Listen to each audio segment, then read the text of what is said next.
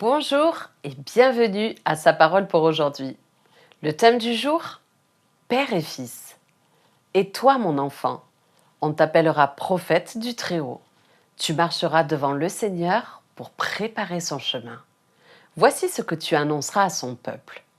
Dieu vous sauve en pardonnant vos péchés.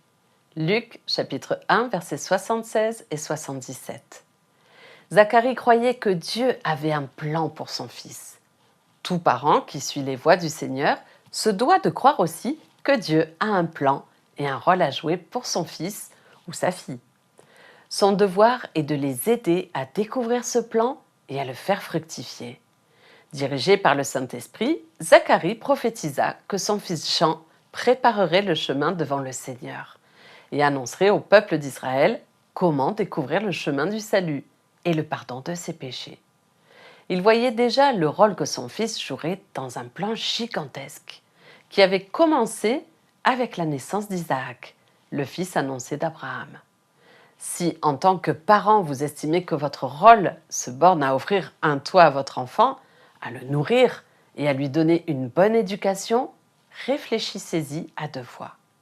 Le Seigneur espère bien davantage de vous. Il s'attend à ce que vous apportiez à l'éducation de vos enfants une dimension spirituelle, non seulement pour leur vie ici-bas, mais aussi pour l'éternité.